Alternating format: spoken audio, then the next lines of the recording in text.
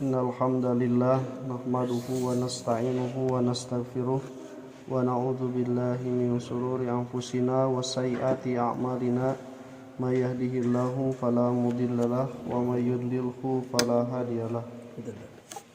Asyhadu an la ilaha illallah wahdahu la syarikalah wa anna Muhammadan abduhu wa rasuluhu alladzi la nabiyya ba'dahu amma ba'd. Dua iman rahimakumullah, ayat ke-48 dina surah Al-Baqarah ngauningakeun langsung ngeunaan kalimatan Bani Israil anu atos pakuat pakait langsung jeung Nabi Musa alaihi salam. Nabi Musa eta sanes termasuk di Yahudi, tapi Nabi Musa memang katurunan Bani Israil. Nabi Musa eta katurunan ti salah sawius putra Nabi Yakub anu namina Lewi, sementara Yahudi eta turunan ti salah sawius putra Nabi Yakub nyaeta Yahuda. Nah, ikhwatu iman rahimakumullah, di ayat ke-48 Allah ngauningakeun wa id najainakum min ali fir'aun, jeung emot nalika Allah subhanahu wa ta'ala nyalamatkan anjeun Bani Israil ti Fir'aun, ti ali Fir'aun, kulawarga atanapi tentara jeung sadaya pengikut Fir'aun. Patarasanana ti mana ieu ajalna ujug-ujug aya Bani Israil di Mesir. Sementara kan Fir'aun teh orang Mesir. Ti mana ieu aya Bani Israil anu turunan ti Nabi Ibrahim, orang Irak, orang Babilonia pami aya namanya. Nah, eta ti mana bisa aya Bani Israil di Mesir? Nah, ternyata ieu runtutan sejarah nu panjang. Nalika Nabi Ibrahim alaihissalam bade ka Baitul Muqaddas nyandak garwana Siti Saroh. Tah Siti Saroh teh dititipkeun di Mesir, di Palestina. Dititipkeun di Palestina. Tadi dinya Siti Saroh teh ngalahirkeun Nabi Ishak alaihi salam. Nabi Ishak lajeng we nungsur katurunan-katurunanna di Palestina teh nyaeta di antaranya Nabi Yakub. Teras Nabi Yakub gaduh 12 putra. Jadi lamun misalna Palestina teh sebenarnya sanes lembur orang Israel, Palestina mah lemburna orang Palestina, asli orang dinya. Dan Nabi Ibrahim tasumping amat di Babilonia. Nah, jeung ikhwatu iman rahimakumullah, terus dina nalika atos gaduh 12 putra, Nabi Yakub alaihissalam teh di antawisna aya Nabi Yusuf alaihissalam. Anu Nabi Yusuf ieu teh kusabab bungsu jeung panes bungsu sareng Benyamin eta teh nu kacida dipasihan kanyaah leuwih ku bapana Nabi Yakub. Tak kitu geuningan ka budak mah dihenteu ge aya we nu leuwih dipikanya ginyaa. Tak soal Allah teh anjeun nawalang ta'dilu, moal bisa adil antara budak teh sebenarnya, tapi anjeun kudu adil dina masalah gula bere sapertos dina nalika hadis masihan hibah.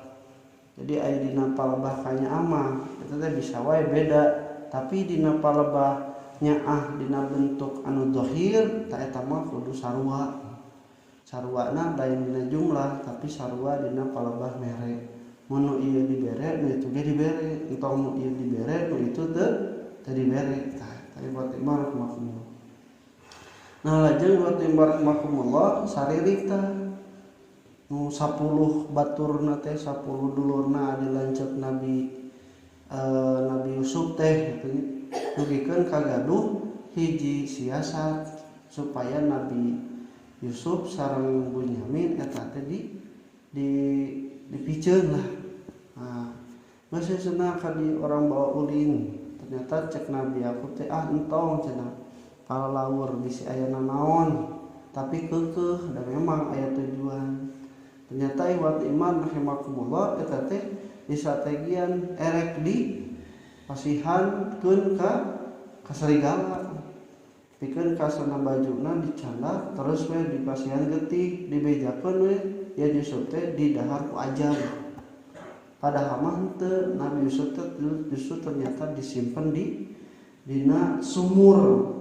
Nah sumur salametnya. Tapi watimar makumullah tos ditinggalkeun teh Nabi Yusuf aya para pedagang-pedagang anu ngalangkung kadinya ningali Nabi Yusuf. Budak leutik nu kasep dicokot we dijadikeun hamba sahaya. Dibawa ka mana? Ka Mesir gitu. Tah di dinya watimar makumullah Nabi Yusuf diablikeun ngagedean nu sajabana nepi ka terjadi konflik jeung raja. Kemudian mujizat tabir mimpi konflik jeung Siti Zulaikha jeung sajabana terus diangkat karena kejujuran dan kemampuan Nabi Yusuf itu diangkat menjadi menteri keuangan mengelola Mesir Nabi Yusuf teh.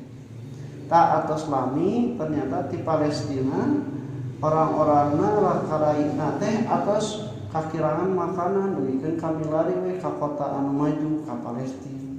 Kayak orang mendingan ngarantaunya muti Garut ke Bandung, muti Bandung ke Jakarta, muti Jakarta ya gitu ya, bukan neangan rezekinya Medan ke Singapura di Sajabat.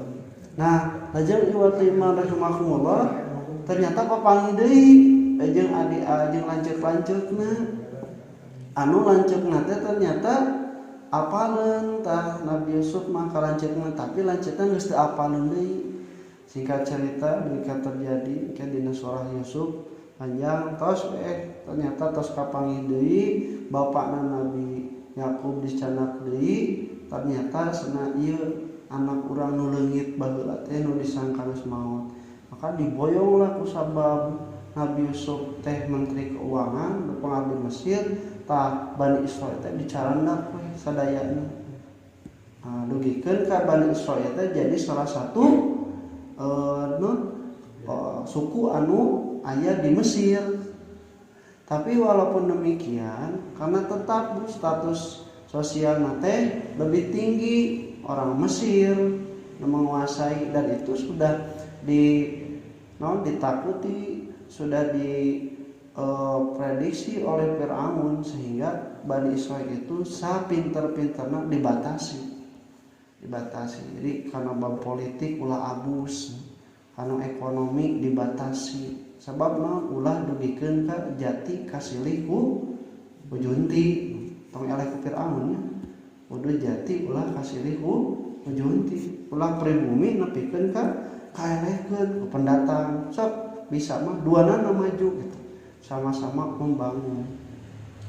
Nah, ieu teh rahimakumullah, lajeng tos kitu tos dugikeun ka Mesir tah aja sajabana ternyata kadieu tah Firaun itu menindas dan menjadikan Bani Israil itu sebagai budak pekerja kasar, digawekeun tapi teu digaji nu layak, namun teu diusir.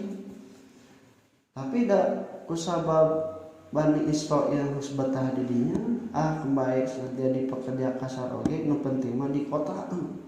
Yang penting mah sudah di tempat anu paradabana tinggi katimbang di negara asalna anu memang cantang tut leuwih hade. Nah maka ibatimar makumullah ternyata kedoliman itu sampai pada ketika akan diutusnya Nabi Musa alaihissalam. Bani Israil yang ada di Mesir itu Allah Subhanahu wa taala dengan jalan Firaun itu bermimpi bahwa di Baitul Muqaddas keluar api dan semua api itu kena ke rumah-rumah orang Mesir kecuali rumah orang Bani Israil. Eta mah teu kaduruh. Teu genah eta nya. Buka eta mah da atas skenario Allah, tapi lamun misalna ninggalkan eta mimpi teh di mana ternyata walaupun misalnya berkuasa tapi tetap ancaman mah karasa aya kasieun gitu di kaum minoritas teh kudu namina Firaun teh nepikeun ka impikeun yen ternyata Bani Israil akan mengambil alih Mesir. Tak atas itu nanya we ka tukang ahli takbirna, takbir mimpi ditanyakeun meureun nanya naon ieu teh maksudna. Ternyata roti marimakumullah cek ahli takbir mimpi manehanana ahli kuhana sebenarnya dukun-dukuna yang engke ayat ti golongan Bani Israel anu bakal ngagulingkeun ka kawasan anjeun. Kumaha atuh carana supaya teu ngagulingkeun ka kawasan anjeun? Padahal kan teh dilakeun diprediksina tapi kusabab jaga-jaga taki-taki nepikeun ka ti ayeuna. Geus senang setiap anak lalaki anu lahir ti Bani Israil paehan kabehana. Bener eta dilaksanakeun ku Firaun. Tiap aya orok lalaki nu lahir kabehana dipaehan. Anak lalaki nu leutik keneh kabehna dipaehan. Nu dewasa anu geus kolot digawe paksakeun, dijadikeun pekerja kasar anu tidak bisa berpikir ieu rek kumaha hayang maju yang sajabana ditindas we terus dipersempit ruang gerakna. Nah, kemudian barulah istri-istrinya, anak-anak perempuan itu dibiarkan hidup. Kenapa? Karena mereka merasa tidak terancam, justru menjadikan bahwa perempuan-perempuan itu adalah eksploitasi. Jadi bahan kesenangan untuk orang-orang Mesir dengan biaya semurah-murahnya. Kan Fir'aun dugikeun kaki. Nah, iwatimah rahimakumullah. Setelah itu, maka terjadilah pembunuhan anak-anak laki-laki. Jadi genosida nanti zaman baheula geus Fir'aun jahat-jahat nanti. Saata si Fir'aun teh dina tafsir aya nyebatkeun namina teh Al-Walid bin Mus'ab bin Rayyan, aya oge disebut Mus'ab bin Rayyan. Aya nyebatkeun men Fir'aun mah lain ngaran asli. Fir'aun mah gelar kerajaan. Lamun ku bahasa Inggris mah Faraon ngaranna teh. Bahasa Arab Firaun kitu nya. Jiga kaisar di Persia, kemudian Malik raja. Nah itu teh gelar-gelar. Aya nyebatkeun oge sebenarnya Ramses III disebutkeun. Jadi Firaun anu di zaman Nabi Musa nu masih keneh ayeuna beuleger jasadna diselamatkeun ku Allah jadi ibrat teh eta namanya Ramses III atau Nabi Al-Walid bin Mus'ab bin Rayyan. Eta namanya Fir'aun. Nah, ikhwatimah rahimakumullah terjadi Fir'aun kujerat-jerat sampai Fir'aun itu digambarkan nanti sebagai orang yang paling berani mengatakan aku Tuhan. Insyaallah kita akan lanjutkan. Wa qala hada wa astaghfirullah li wa lakum. Assalamualaikum warahmatullahi wabarakatuh.